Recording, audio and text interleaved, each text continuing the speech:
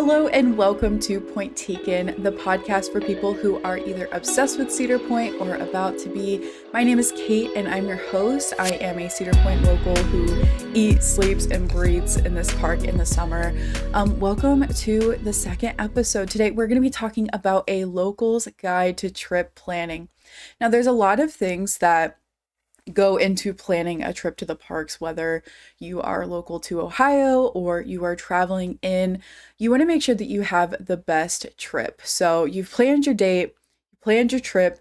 All you need to do now is show up. Now, if you're normal, you're going to show up, wing it, and know that you're going to have a good time. But if you're like me, if you're listening to this podcast right now, chances are you need a plan and you want to know the ins and outs to make sure that you're going to have a good time, especially if you're bringing a family or friends with you. So in today's episode, I'm going to be answering frequently asked questions about planning a trip to Cedar Point, local tips that you're just not going to find online, the season's most anticipated experiences and changes to the parks, as well as a park strategy for thrill seekers especially. So first off, we are going to talk about the most anticipated attractions. So starting off with the big one is Top Thrill 2.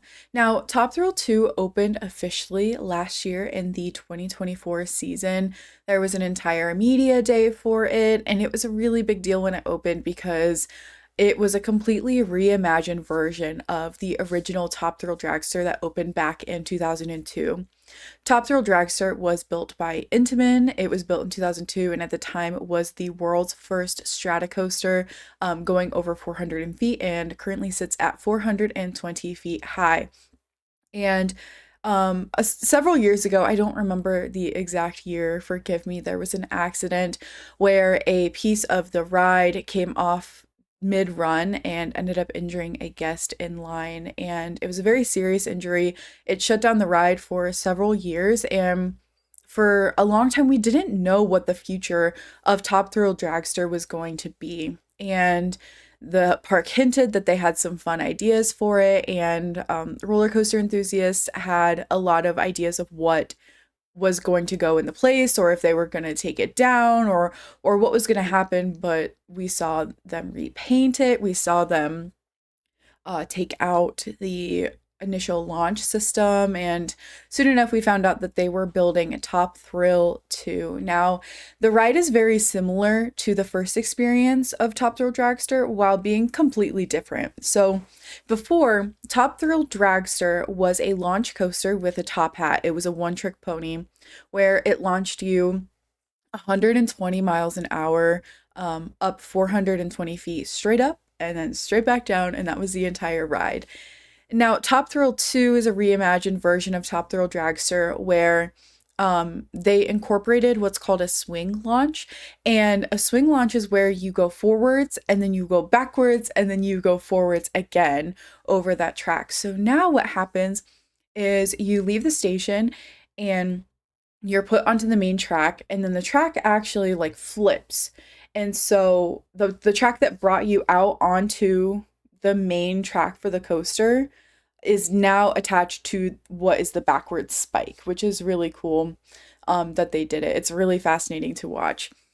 Now, if you're not a thrill seeker, if you're not someone who wants to ride, there are bleachers so that you can watch the ride go, and I love watching it go. I got to watch it the entire first week of the season that it was open, not the entire first week, but I went several times and just sat on the bleachers and watched it go, because as a local, it was so exciting to see Top Thrill functioning again, because it sat dormant for so many years and we didn't know what was going to happen, and it was just nice to have the coaster running again. So anyways, you're put onto the track and they changed out the launch system, so it's a different launch system now, and I believe it doesn't use hydraulics anymore. It uses magnets. It's an LSM instead of a hydraulic launch. And it launches you forward at 70 miles an hour, and you creep up the top hat and you go backwards, and it launches you backwards at 90 miles an hour, the backwards spike. And get this, the backwards spike is also 420 feet high, the same height as the top hat. So when you are going backwards up this spike, You are looking down at the top of Power Tower. What? It is unreal. I didn't get a chance to ride it last year, unfortunately. But I've seen so many ride POVs of just how tiny everything looks. You're looking down on Rougarou, Iron Dragon, the water, people on the walkway. You go all the way pretty much to the top of that spike, and then you come right back down. There's a head chopper moment that comes with the there's a head chopper moment that comes with like where the stadium, or not the stadium, the what is it called? I said it earlier. Where you like get onto the ride, like where you board and everything. Whatever that building is called, I totally forgot. There's a head chopper moment right there where it looks like you're gonna hit your hands on the roof, and you just keep accelerating the entire way through until you reach 120 miles an hour, go up the top hat, and come back down, and it is over. It is a longer ride experience. I believe the original Top Thrill Dragster ride experience was between 4 and 6 seconds. So it's literally over before you even realize what's happening. And this version of the ride is much longer, and you have more time to actually process what's happening. And I would argue it's a heck of a lot scarier. So anyways, all of that to say, Top Thrill 2, we are so excited for Top Thrill 2 to open again this year. Like I said, last year it opened and it only operated for 7 or 8 days total for the entire season. It opened prior to opening day for like media event and like people with platforms, news channels, things like that to go in there and ride the coaster, talk about it, get footage, and just like hype up the coaster. But then the coaster closed and it didn't open again. And we weren't sure if it was going to open again. We didn't really get any news from the park until like Halloween had started that it was going to be closed for the entire rest of the season, or it was pretty darn close to Halloween. We weren't surprised at that point, but we were just confused. We're like, why is it not opening? So at the time of this, as recording this, we don't know exactly what closed down Top Thrill 2. I don't know why they're not telling us. I have a feeling it has something to do with the cars, something to do with the wheels, because Top Thrill 2, the coaster sits a lot higher than the original Top Thrill Dragster coaster did. Top Thrill Dragster was very low and close to the track, whereas Top Thrill 2 is a lot further. And so when it whips you up over top of the top hat and it has that spin on the descent, I think it was putting more, if I had to guess, I don't actually know, I'm just speculating. If I had to guess, it was putting more wear and tear on the wheels and the coaster than they expected it to. And plus, with Top Thrill 2, there's an entirely new, like, version of the car. Like, we're not using the original Top Thrill Dragster cars. They rebuilt the Top Thrill 2 car out of one piece of aluminum, and then all of the parts that go together to actually make the wheels and all of that fun stuff. So, if I had to guess, it's probably an issue with the wheels and strain on the coaster that they were not expecting. Anyways, if you're here for info dump, and all of the random things that I know about Cedar Point, you're in the right place. Anyways, so Cedar Point only ran Top Thrill 2 for 8 operating days. And again, a lot of that was due to media day and promotions. So Top Thrill 2 is opening, and I kind of consider this to be its debut season. Now, there's a lot of history with Top Thrill 2 and Top Thrill Dragster, especially when it opened primarily back in 2002. So if you'd like to see an episode specifically on that, I could definitely talk for 40 minutes about the history of Top Thrill 2. And I will refrain from going any deeper because we've got some other fun stuff to talk about. So Top Thrill 2 is a really exciting opening. We're going to be able to ride it this year. Hopefully, fingers crossed. The next coaster that we are looking forward to is Siren's Curse. Now, Siren's Curse kind of came out of left field for us because we knew that they were taking out Snake River Falls, which is the log flume-esque ride back in Frontierland. And we were kind of expecting an announcement for that area back there. And now Coaster Enthusiasts has had our eyes on that area as well as Millennium Island for a long time. There's a lot of space back there. They got rid of Snake River Expedition, which was like Cedar Point's version of Jungle Cruise. They also got rid of the like children's play place back there on Millennium Island, and now they're getting rid of Snake River Falls. There's a lot of open land there. Oh, not even mentioning Professor Delbert's Frontier Fling. They got rid of all of that stuff back there, and then they were teasing a coaster announcement, which we were very surprised about because we just got the Top Thrill 2 announcement, and then the year before that, we got the debut of the Wild Mouse coaster up in the boardwalk. So what, like 3 coasters in a row, 3 years in a row? That's unheard of. So anyways, Siren's Curse came out of left field. Not only were we not expecting that plot of land to be used up by Valraven and Iron Dragon, we were not expecting a tilt coaster either. And now, like I said, we've had our eyes on that Millennium Island space for a while, but we've also had our eyes on the plot of land where Siren's Curse is going to go because several years ago, there used to be dorms there. Now, if you don't know, Cedar Point hires a lot of college students, a lot of younger people who would work in the park, and they'd have to move to Sandusky in order to work in the parks in the summer. So they provide dorms for them to stay in. And the location of the dorms is just right off of the causeway. You'll be able to see them if you're driving in the main way. But the dorms used to be located right on the peninsula, and so they took out that building several years ago. And so there's been a lot of speculation as to what is going to go there. But now we finally know it's going to be Siren's Curse, which is going to be the tallest, longest, and fastest tilt coaster in North America. It's going to be 160 feet tall with a top speed of 58 miles an hour. And if you don't know what a tilt coaster is, basically you're going to climb to the top, and your car is going to sit like this. And then the coaster track is going to detach back here where you came up, and it's going to tilt until you are at an angle like this. Sorry if you're only listening on Spotify and you're not actually watching, but you're going to go into a completely vertical angle, and you're going to be held there for a couple seconds, and it's going to drop you into the rest of the ride. And now the rest of the ride is more of like a Maverick kind of layout. There's not a ton of hills, there's not a ton of airtime, but you are going to get whipped around. You're really going to feel those G-forces. Lots of, I believe there's like heartline rolls in there, which is also really, really fun. And again, it's located across from Iron Dragon and right outside of the entrance to the Cedar Point and Lake Erie Railroad. It's going to be really cool to see how they've like put it in the park and seeing it from that perspective. That also means that the stage that used to be there is now gone. And it's also really interesting because Siren's Curse kind of has like the same gimmick as Valraven.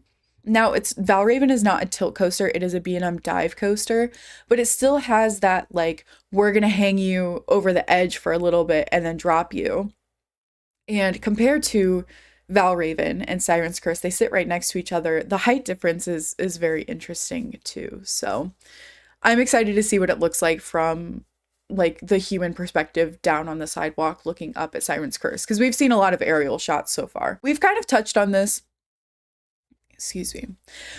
We've kind of touched on this a little bit already in talking about the new attractions for the 2025 year. But there's a lot of changes coming from last season into 2025. So like I said, we have the demolition of Snake River Falls. This is the log flume ride back in Frontier Town that has been completely torn down. Along with that, we also got the demolition of Professor Delbert's Frontier Fling, which was a ride that used to be in Challenge Park, if anyone knows what Challenge Park was. I don't really know what they're doing with that area. I don't know what it looks like. I just know that they tore down that part of the attraction. Also, this is interesting. Perimeter Road. Perimeter Road is the road that you take. So you're going into Cedar Point from the causeway into the gates where you pay for parking. You can either go to the right or to the left. Chances are most times you go to the right unless you're going to the water park or to the resorts. Perimeter Road is the road that goes around kind of like in a hook shape along the west side of the peninsula, and it takes you back to the resorts, the water park, and all that stuff back there. So anyways, That had to be rerouted a little bit because of Siren's Curse going in right there. So it's rerouted around Siren's Curse, and I believe it's going to be called Resort Road, something along those lines. I don't know that we have a formal announcement of what it's going to be, but we're seeing rumors that it's going to be Resort Road. Along with that, that road is how you would get to Famous Dave's barbecue. I don't know if you've ever been there. It is amazing. I've only been able to go once, but I definitely want to go back this season in the 2025 season. We ended up getting some sort of appetizer sampler thing, and they literally served it on the lid of a trash can, and it was the best barbecue I think I've ever had.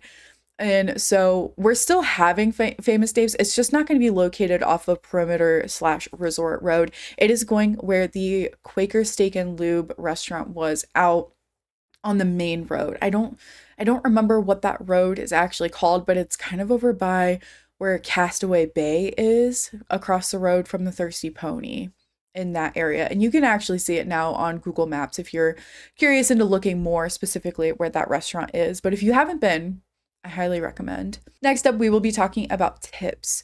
So if you live in the surrounding areas and plan on going to Cedar Point more than twice this season, it is cheaper per visit to go ahead and get the summer pass. And with the summer pass, you get unlimited visits all the way up until the start of Halloween weekends in the fall. And if you already have your ticket and you want to upgrade, all you have to do is pay the difference of whatever that looks like for your ticket. And the biggest part of that is getting access to free parking.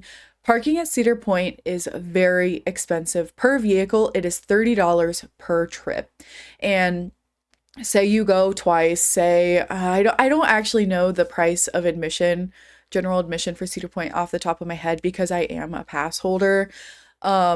Say it's, I don't know, $60. So 60, 120 plus $30 for parking, $30 for parking for your second trip. All of that put together is going to be cheaper than buying the summer pass. I believe the summer pass is only $100 compared to the cost of 2 visits plus parking. And that doesn't even count like all of the extra stuff that you spend when you're in Cedar Point. So I'm just a huge advocate for getting a pass just because of going multiple times, as well as allowing it to go ahead and cover your parking. So what should I bring to the parks? Overall, I end up packing very light because I want to avoid purchasing a locker at all costs. Now, as of the 2024 season, this has kind of been my strategy. I always bring a small fanny pack or a belt bag or something of the sort, and I usually use this small Adidas bag. If you're curious to the things that I like the specific items that I bring, you can look in the description and there is a link to my Amazon storefront. You can click on my Cedar Point Essentials and there you will find the bag that I use. It's not exactly the bag, but it's very, very close. The tennis shoes, my collapsible water bottle, all of the things that I would bring on a park day, all the way down to the hat that I'm going to wear this season is all in that list. So if you're interested or want to purchase the things that I use, you're more than welcome to do that. Just check out the link in the description of this episode. So with that being said, I like to pack very lightly. I always bring some sort of small bag, fanny pack, belt bag, because you can take it on the rides with you. And as long as it doesn't interfere with the restraints and as long as the ride operators don't say anything to you about it, it is not an issue. Top Thrill 2 and Steel Vengeance, you are not allowed to take anything with you. Any sort of loose article whatsoever. Everything needs to be put in some sort of locker. They do have metal detectors at both of these rides, and if they see you with something or if they catch you with something, they're going to ask you to go use their lockers. Luckily, there are free lockers, but they're not big enough to store more than like your wallet, your keys, your phone, and maybe your glasses. They're not big enough for bags, so they do not allow bags of any kind in that line. And that's just the nature of the ride. If a loose article comes out, it is really going to hurt. It is going to do some damage. And so they want to avoid that at all costs. Now, with Siren's Curse, I don't know what the loose article policy is going to be. They have not announced it yet. So we're kind of waiting to see what Cedar Point is going to say about that. With that being said, make sure you listen to the ride ops. Make sure that you're following their instructions because it depends. You know, I have worn the same bag the last 2 seasons that I've gone to Cedar Point. most of the time is not an issue.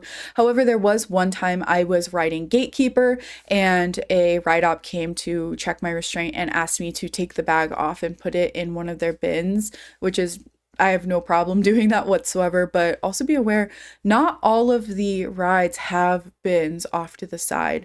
And so if you're asked to take your bag off, or if they see you with a bag and it interferes with the restraint system, or whatever reason they have for you to not have a bag, they will ask you to exit the ride, go down, get a locker. And typically, and this hasn't happened to me before, but I've seen it where they'll have you come right back up the exit and then you're able to get on the next ride that way. That way you don't have to wait through the entire line again, but they will ask you to go put your stuff away. And again, I've never had that happen to me because I use such a small bag. It's not usually an issue, but I have seen people who have bigger bags that cannot get away with it just because, again, it restricts your safety. Along with other things that you should bring, I always bring my phone, and I have the Cedar Point app, which has my ticket in it. And I also make sure that I sign into the browser on my phone to pull up my park ticket. It's also not a bad idea to just screenshot your park ticket. That way, in case you're having internet issues, you can just quickly pull it up and show it to the associate at the front, your ticket. So along with that, so I have my phone with the ticket in the app, whether it's the browser, the app, or a screenshot, a debit card, wallet, ID. I like to go really minimal with this. I have tap to pay. They accept tap to pay in the parks. Sometimes I will take my phone and I will just put my ID in the back of my phone case. If I really want to go that light, I don't usually take my entire wallet in just because I don't want to carry it all around. Cedar Point does not accept cash, and they have machines that can convert cash into a Visa card, and the Visa card can be used anywhere inside or outside of the park, which is nice. But the lines are really long for that a lot of the time. So if you can just bring in a card and just leave your cash at home or leave it in the car, that is ideal. And then me personally, I bring only my key fob. I take the rest of my keys off from the rest of my hook. I just take my key fob and I put it in my bag, and I will put my keys somewhere safe and secure in my car. And then I bring a sunscreen stick. Usually I bring like a Neutrogena, something really tiny, something that I can use on my face and like the tops of my shoulders, depending on the time of year and what the SPF, or not the SPF, what the UV rating is going to look like. Also, here's a really awesome fact. If you by chance or a loved one is a new mom, both of the first aid centers, there's two first aid centers. One is located in the Midway. It's by where like the arcade is, as well as some of the gift shops. You'll see signs for it. It's on the right side when you're walking down the Midway past the Coliseum/arcade. And then the other one is back in Frontier Town by the restrooms. Both are first aid stations. They have rocking chairs, they have fridges, and space to store the things that you would need as a new mom, which is really, really awesome. So that way you don't have to worry about keeping your supply cold or not being able to have a place that's like comfortable to step away to do the things that you need to do. So I love and appreciate that so much. Also, if by chance you are someone who menstruates, they do have a supply of products that you can use. You just go in and ask them and they will happily give you whatever you need. And they're always so nice about it. I've had it happen to me a couple times and they are just lovely about it. So fun fact for you. The next thing I want to talk about is parking. Parking. If you're arriving at the start of the day, you have to use the main parking lot. There's a lot of forums that say you can go around to the back, but you simply can't do that unless you're going to the water park, which opens later than the main park does, or you are a hotel guest. So you have to use the main parking lot, and the Cedar Point staff will direct you exactly where they want you to go, where they want you to park your car. It's really easy. You just follow the staff and go where they tell you to go. Now, if you're coming in the day, that's not at a time where they're directing traffic. Usually they direct traffic for the first hour or two that Cedar Point's open, plus like before the park opens.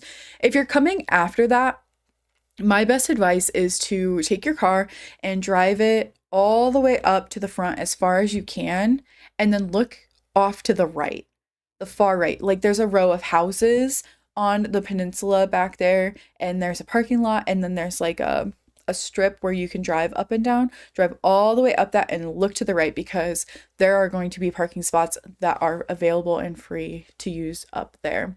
I always go there when it is later in the day because chances are people get there early and they leave partway through the day, and that's where they're parked because they got parked early, and usually you can find a spot or two up there. Unless it's Halloween weekends, just plan to park by the freaking toll booth and suck it up, buttercup. It freaking sucks. But the amount of times I've had to park all the way back there for Halloween weekends is unreal, and I just have learned to accept it. So going into frequently asked questions, is it busy? This is probably the question that is asked the most in the Cedar Point forums that I am a part of.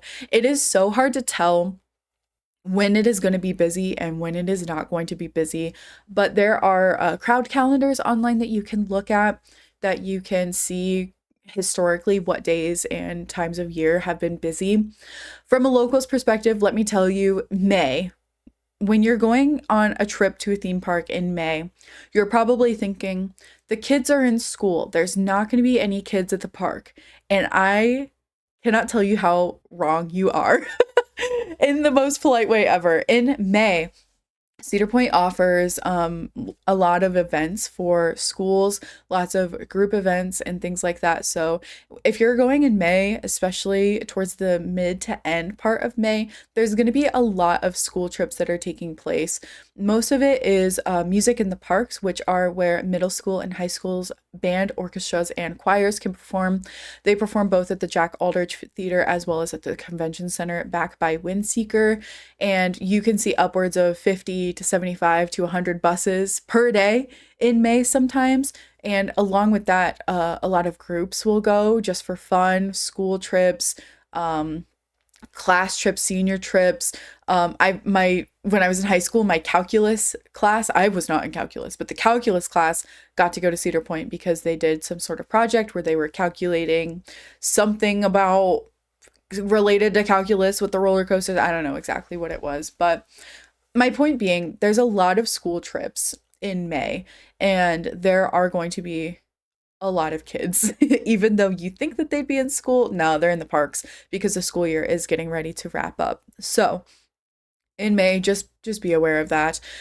In the summer, go in the weekdays, especially Mondays and Tuesdays. Those days are not too bad. Mondays and Tuesdays, I believe, are closed for the first bit of the season just because they are the slower days. So when they start incorporating Mondays and Tuesdays back into the 7-day schedule for Cedar Point, those are the best days to go.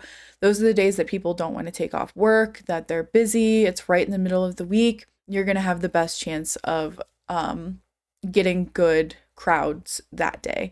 When it comes to Halloween weekends and later in the fall when it starts getting chilly out, the closer it is to Halloween, the busier. So if you are someone who likes to enjoy the parks when it is not as busy, the first and second weekend of Halloween weekends are going to be the most comfortable for you.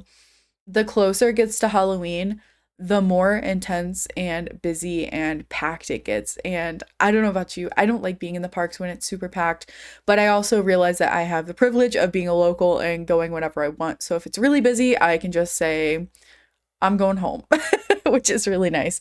Halloween weekends is a blast, but it gets very busy because it is a very, very good event. The next question is, how much is parking?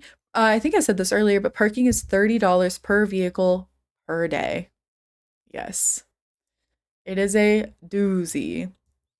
What should I wear? You want to wear light athletic clothing, especially in the summer. It gets really, really hot up there.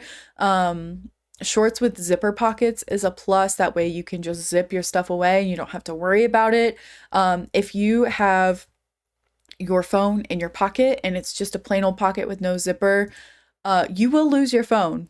Trust me, I have experienced this myself, where a loose article has hit me in the face on a ride and I had a goose egg for like 2 weeks. And I will tell that story another day, but make sure that your stuff is secure, because number one, you don't want to lose it, and number two, you don't want to be responsible for it.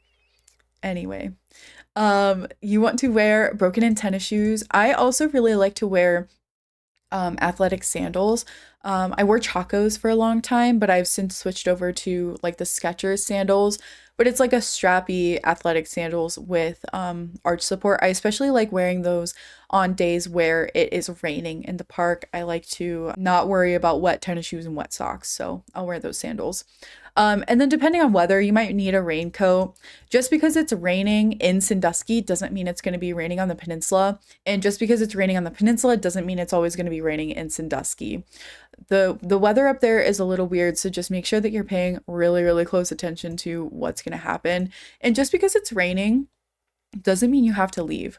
A lot of the time, rain sends people away from the park and they'll open the rides back up even when it's raining. The wind is the biggest issue because the peninsula is so exposed. It's very susceptible to wind, and it is not safe to run roller coasters in the wind when it is above a certain mile per hour, because that can cause the coasters to volley and not function properly. So they just shut them down.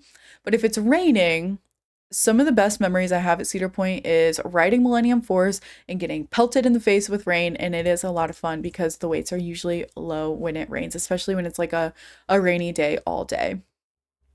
The next question is, can I leave the park and re-enter? Yes, you can. If you have a season pass, you can just leave. It doesn't really matter. You can just scan your season pass and get back in. However, if you are not a season pass holder, make sure that you talk to the associate before you leave. They've changed their policy over the last couple of years. I think they're still trying to narrow down exactly what they want to do. Sometimes they'll give you a receipt when you leave that you need to scan in when you come back. Sometimes they'll take your picture and give you a receipt. Sometimes they'll stamp your hand, those kind of things. Oh, speaking of like entering the park, what does security look like? So basically security, you walk through a detector. You don't have to stop. And it makes me so mad sometimes because people think that they need to stop. You do not need to stop. You just walk right through in a single file line. And unless they specifically talk to you or pull you off to the side, you're good, which is really nice. You don't need to open your bag. You don't need to do anything special. If they need to look into your bag, they will pull you aside and tell you to do that. And now if you're coming in with like some sort of wagon or stroller, I do believe you have to go into a separate line, but they will tell you what you need to do. Just make sure that you're paying attention and listening, and most of all, being respectful. There's so many times where I see people being rude to the security at Cedar Point, and it's just not fair. Just listen and do your part. Add-ons are things like meal plans and drink plans. So if you're visiting more than 2 times in a season, it's smart to first off get the season pass, get the summer pass. We already talked about why. It is also smart to do the all-day dining. Now you can do all-season dining, or you can purchase 1 day at a time of all-day dining. And there's 2 different plans for dining based on what you want to do. The dining plan that I usually go for is the season dining plan, where you can get up to 2 full meals in 1 day, and that is an entree and a side. Which is really nice, and you get them 4 hours apart. So if you're going to be spending as much time as I do in the parks, it's really nice because I don't have to drop $25 to $30 on a meal multiple times a day. Every time I go, I can just buy the pass. And I haven't done the math in a couple of years, but I believe going to the park 5 days and getting 2 meals per day pays for itself. It's probably even less than that. I don't know exactly what the math works out to, so feel free to go onto the website and do the math for yourself and see if the cost is worth it for you. But the daily cost for the dining pass is cheaper than buying 2 meals, which is really nice. Along with that, they also have a drink plan. It gets you a fountain drink every 15 minutes, and it's shareable between a couple of people. They have Coca-Cola freestyle machines all around the park, and they have basically anything that you would want in it under like the Coke family. Anything from Powerade to lemonade to Coke and the flavored Coke and all of that fun stuff. And you can get this once every 15 minutes. It's really nice, especially on the hot days where you just want some Gatorade. I usually get the drink plan. I don't recommend the snack plan. I don't even know what snacks are available and what places offer the snack plan. I think it might be like pretzel, nachos, popcorn, maybe. I don't know. I've just never found the snack plan to be worth it. And if I want to get those things, I'd rather just pay out of pocket than deal with a snack plan as well. What if I have dietary restrictions? What if I'm vegetarian, vegan, or have certain allergies? The best thing you can do is go on CP Food Blog. Now, they haven't uploaded their food blog for the 2025 season just because it hasn't opened yet. We don't know exactly what all of the restaurants are offering. And I believe they have hired a new head chef for the to be in charge of all of the food across the entire park. So we're waiting to see what that is going to look like. So by the time you're listening to this episode, you might already be able to access that. So go on to cedarpointfoodblog.com. I think it's cpfoodblog.com, or if you just Google any sort of that, you will be able to see what is offered.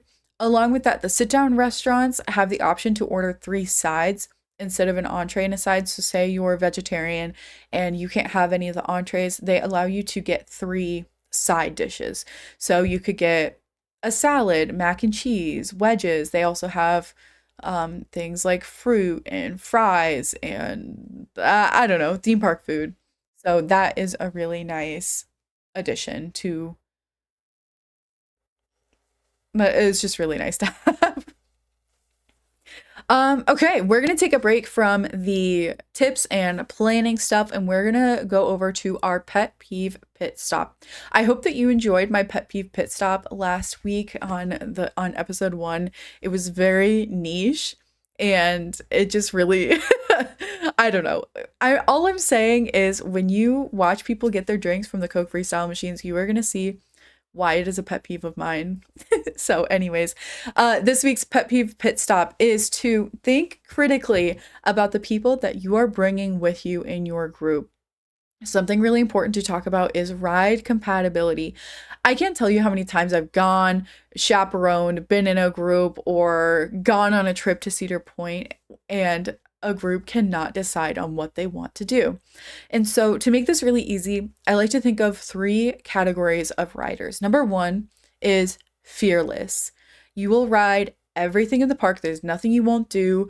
Put me in the front seat, coach. Put me in the back seat, coach. I will do whatever I can get on, essentially. You're going to ride Top Thrill 2. You're going to ride Steel Vengeance, Siren's Curse, Valraven, all of the coasters. You're going to be riding them. The next one I have is brave but cautious. Now, this type of rider is kind of difficult to categorize because there's some sort of limitation for this type of rider, and being able to identify what it is going to be your best bet. Is it height? Is it inversion? Is it like what ride elements or what rides specifically are off limits you will not do under any circumstances? Like I have a dear friend of mine who will not ride Steel Vengeance and will not ride Top Thrill 2, but they will be on every single other coaster in the park. That is not a problem. That's really nice to know, so you can kind of link up and pair up with those kinds of riders.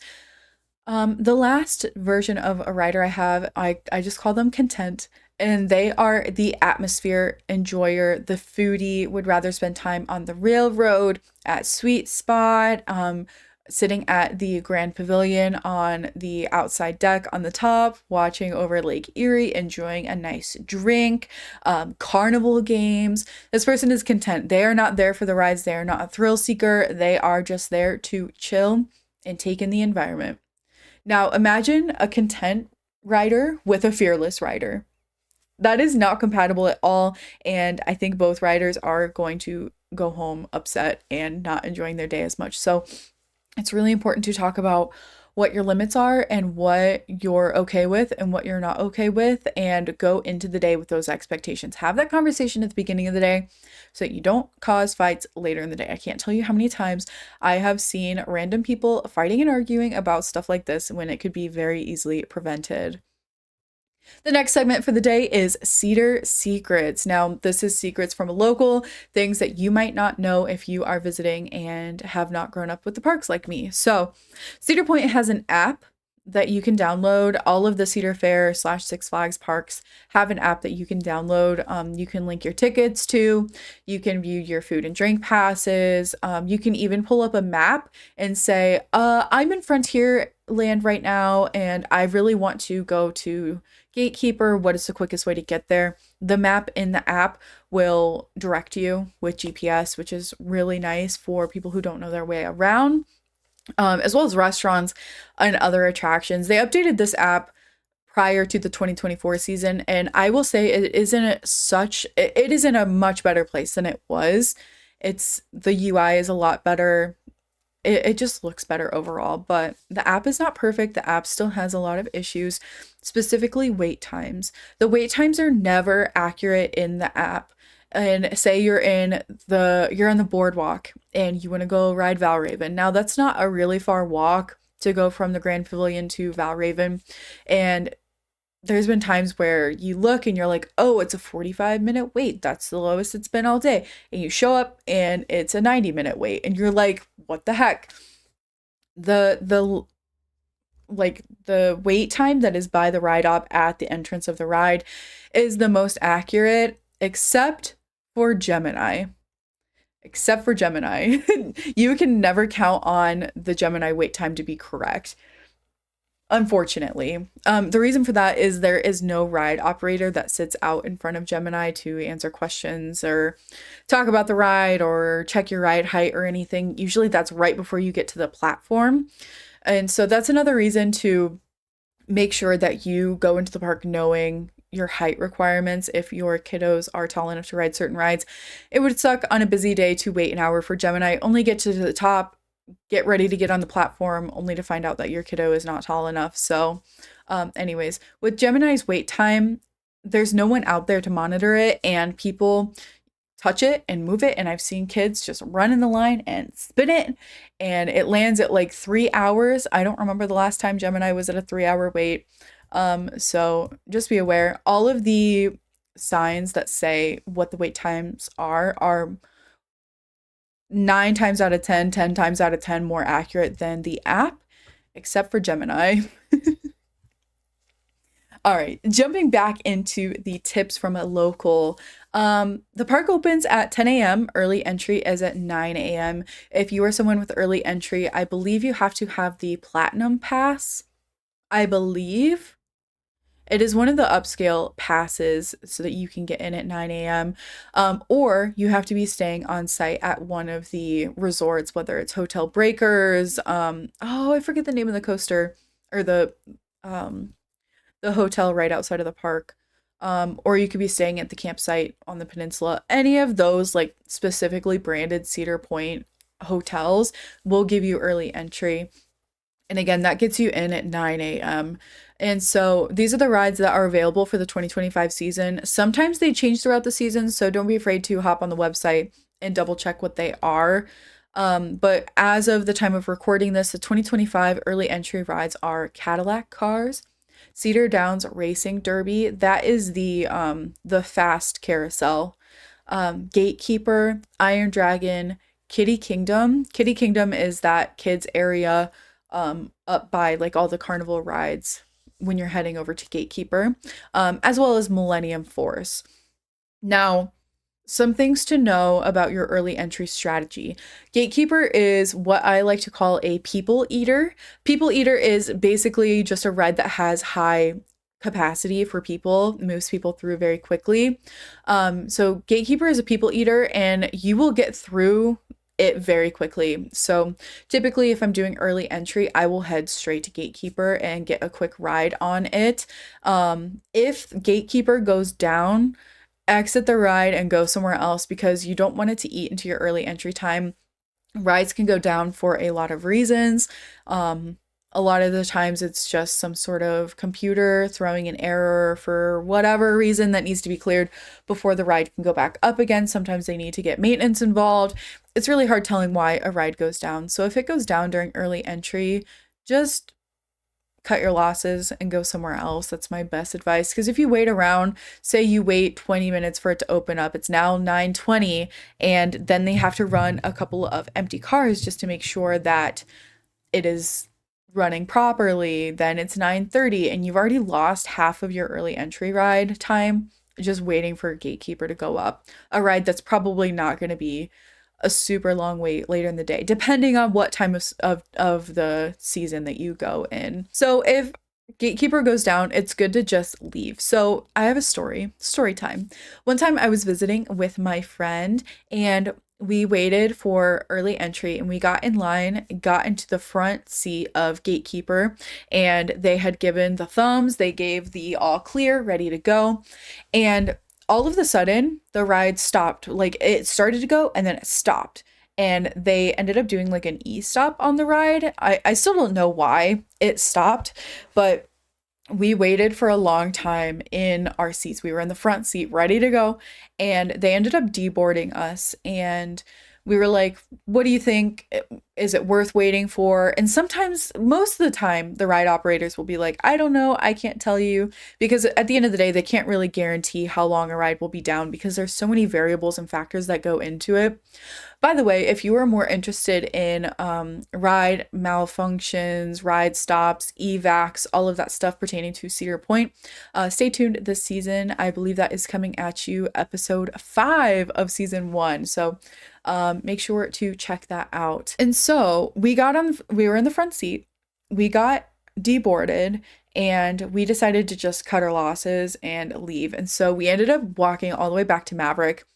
By this time, the regular day was open. Maverick is never an early entry ride, so we just waited outside of the actual line until they opened it up. They opened up the line. We bust through the entire line because we're like one of the first people to get on Maverick for the day. And we are in the second row and we get on the ride and we're ready to go. They give the thumbs and they stopped the ride, deboarded us, and we had to wait 25 minutes for the ride to go up again. We didn't end up leaving because Maverick is a ride that we really enjoy. The park was like fully open for the day. We were already there. We were the next people to ride. And we ended up making friends with the people in the front seat. And after we rode Maverick, it was really fun. We'd gotten to know these ladies, and they invited us to ride Steel Vengeance. They had a special pass that got them like front row access to Steel Vengeance, and so we rode front row of Steel Vengeance right after that. It was a crazy day, and we still keep in touch with those ladies, even though it was several years ago at this point. But anyways, you never know what's gonna happen. Back to early entry. Millennium is a must-do for thrill seekers. It is also a people eater during early entry. I don't believe it goes down very often during early entry, so if you can get a ride during early entry on Millennium, that is the best. Millennium ends up having a pretty high wait throughout the day. So with early entry, work your way through the left side of the park so you can get back to the higher ticket rides. Higher ticket rides being like Steel Vengeance, Millennium Force, and Maverick. And now we have Siren's Curse also on the left or the west side of the park.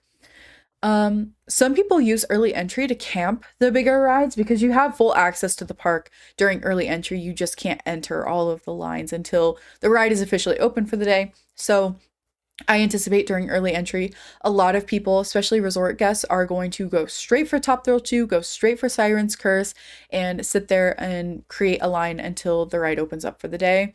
And at the end of the day, waiting through early entry and for the ride to actually open is probably going to be a shorter wait time than any other time throughout the day. So it's not a bad strategy. The anticipated campouts, like I said, people will camp out during early entry for rides like Steel Vengeance, Maverick, Millennium, Siren's Curse.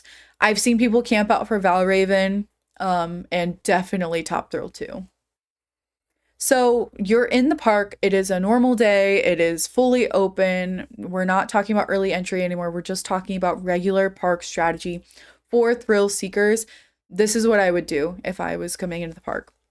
Head straight to the back of the park, all the way to the left, stay to the left of every single fork that you come across and go straight to the back of the park.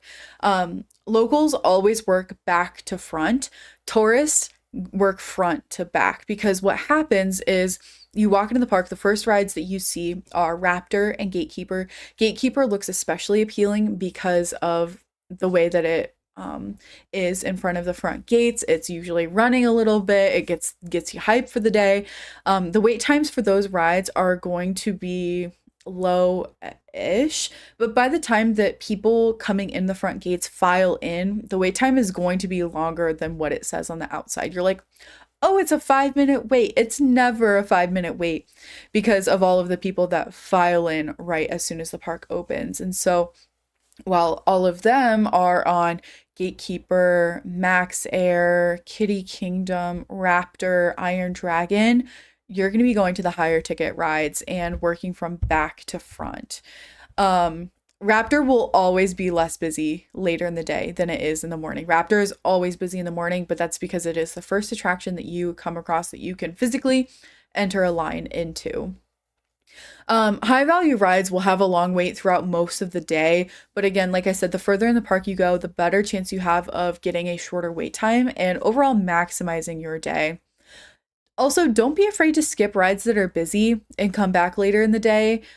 You'll likely spend the majority of your time on the west side of the park as the right side has significantly less amount of rides. So chances are you're going to double back and you're going to be able to have another chance to ride those coasters.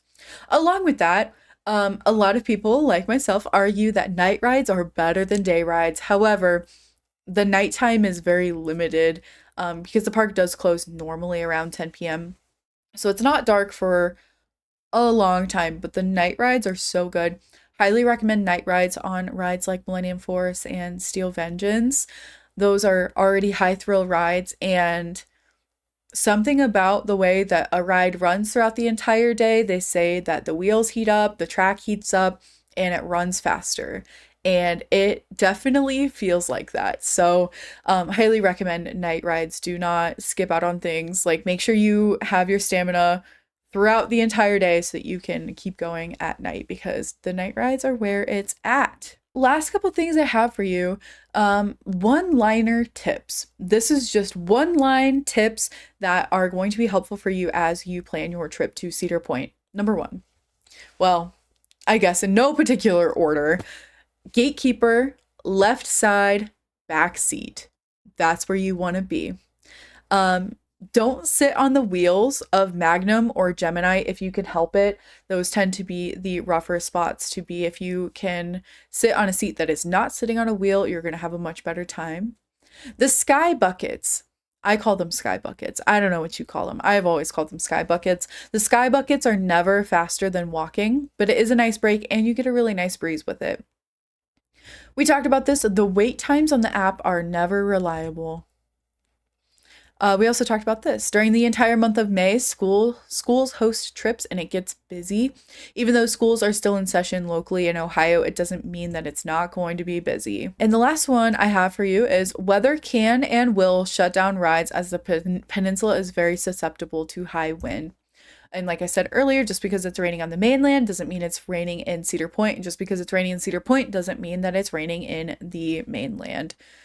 People clear out the park when it rains, so consider going on a rainy day. And they usually tend to have the best wait times because people do end up leaving the park, especially the locals. Stick around because some of those rainy days have been the best days that I've ever had at Cedar Point. One time it was raining a lot and it was supposed to rain pretty heavily for several hours. We had already gotten several hours in at the park earlier in that day, and we wanted to stay until the evening, hit those night rides, get a nice dinner. And so what we did, we went out into the car and we put on Netflix and we took a nap. It was really nice because we waited out the rain, we didn't waterlog our shoes, and we were able to go back in the park and enjoy the rest of the day without being all wet and soggy and gross. Other times I have fully left Cedar Point in the middle of the day. Specifically because I was going to be there all day. I was actually there for Coaster Mania, and I can do a whole episode on Coaster Mania when I went because it was a fantastic experience. And yes, I am a keychain holder for the Top Thrill 2 keychains that are limited edition. If you know, you know. But anyways, that day I wanted food that was different than park food because I go to the park so much. I eat the park food a lot. I wanted to just go get a fresh sandwich. And so I ended up leaving and I believe I went to Jimmy John's, got a sandwich, got a drink, got some chips, and just got out of the park for a couple hours. And then I ended up going back later when I had some sort of obligation. It was a really nice way to kind of break up the day. Now, if you're not a local, you're probably not going to be doing that, but it is an option. I also wanted to talk to you about my restaurant recommendations. So, here are my order of favorite restaurants. My third favorite restaurant in the park is Coaster's Diner. This is my favorite quick service food. I usually get a cheeseburger and frings, and that is French fries and onion rings. You just get a mix of them. I'm not even an onion ring girly, but something about the park onion rings just hit so different. I don't even like onions, and I like the onion rings at Cedar Point.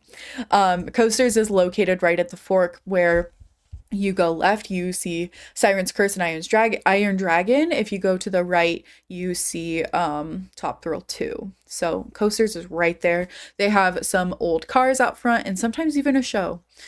My number 2 pick is Backbeat Barbecue. This is located between Gemini and Magnum in the back of the park. I go for the rotisserie chicken. It is so good. You get half of a chicken as well as other sides, and I believe you get a piece of cornbread with it too. It is very, very good. I have 2 honorable mentions. First honorable mention is Panda Express. Now, you can get Panda Express anywhere. It's not necessarily a Cedar Point thing. So if you want to eat specifically Cedar Point food, you can. But if you'd like comfort food, something that you know that you're gonna like, Panda Express is very good. They go through a lot of food, so they're constantly putting up fresh new food throughout the day. So I've never had a bad experience at that Panda Express, and it's also on the meal plan, so that's really nice. The second honorable mention I have is for the Grand Pavilion. There's actually 2 restaurants kind of located in the Grand Pavilion. Downstairs you have like you walk in and that's food service. You also have a food bar up the top on the second floor. The second floor also serves breakfast. I think they have like a breakfast nacho. I don't exactly know. I'll have to try that. I'll put that on my list for the 2025 season. I like the Grand Pavilion. I don't necessarily go there a ton because they have a lot of seafood options, and I'm not personally a seafood enjoyer. But the Grand Pavilion is really awesome. They have really awesome drinks on the second floor, really good views of Lake Erie, and it's a really nice place to just hang out. They also have outlets, phone charger, like where you can charge your phones up there, and it's air conditioned. It's just a really nice place to be. That leaves us to my number 1 restaurant recommendation. It is the Farmhouse Kitchen and Grill. This is the former location of Turnpike Cars. It is back in Frontier Town. It is located between Cedar Creek Mine Ride and Maverick, right in that area. It is very good. They have lots of amazing seating in there. They also have bands and residence where they have live music throughout the season that you can listen to. It is such a vibe, and I love just hanging out there too. Plus, the chairs are really comfortable. So, Coasters, Backbeat Barbecue, and Farmhouse Kitchen and Grill. You really can't go wrong with most of the restaurants there. I also really like Miss Keats. It is a build your own burrito bowl style place where you like put in the rice and the beans and the meat, and you can also get like chips and salsa and chips and queso, and that is also very delicious. So, with that being said, Cedar Point is an awesome park, and at the end of the day, no matter what you're doing, you are going to have a good time. Planning is helpful, but not necessary to have a good time. So take the time to think about what you want to get out of the day and what it takes for you to walk away saying, that was a good day at Cedar Point. You're going to be walking a lot, and it gets really hot, especially in the middle of summer. So you can always ask for water cups at any of the places where they offer drinks. They're only going to give you 6 ounces at a time, but you can ask for multiple. I think I've asked for like 6 water cups at one time, and I'm just like got them threaded between my fingers. But a much more normal tip is to just bring a collapsible water bottle, put it in your belt bag, and tell them that you're just filling up your water, and they will let you do that as well. I like to pack light, so I would rather just carry the 6 like intertwined in my fingers. I'd rather carry those 6 cups than hoist around a water bottle all day. But To each their own. If you enjoyed this episode, first off, thank you so much for being here and thank you for listening. The next episode is going to be about the coaster wars. I'm very excited for this episode because I actually have it right here if you are watching on YouTube. I have this book. It is about Dick Kinzel. It is about how Cedar Point was put on the map and the legacy of Dick Kinzel. Basically, he is responsible for the Cedar Point we know and love today. If you'd like to pick up this book, you can check out my Amazon storefront and get one for yourself. I also, I'm going to plug this book too. I also have this book, Always Cedar Point, A Memoir of Cedar Point. I love these books. I just love Cedar Point, okay? So anyways, next episode, we're going to be talking about the Coaster Wars. We're talking about Dick Kinzel. It's going to be fantastic. So don't forget to like, follow, subscribe, turn on your notifications, and give this episode a 5-star rating. That really helps me out a lot. Let's get this podcast out to Cedar Point lovers, roller coaster lovers, nerds, people that love Cedar Point. Let's get this podcast out there. It's also free and it really helps me out a lot when you click all of those buttons for me. I also stream weekly on Twitch, so make sure you stop by and live stream. Come say hi, talk about roller coasters with me in real time. I would absolutely love that. The links to the resources I use are in the description as well as my Amazon storefront. Thank you so much for being here and for listening to this podcast. My name is Kate, and this has been Point Taken, the Cedar Point Podcast.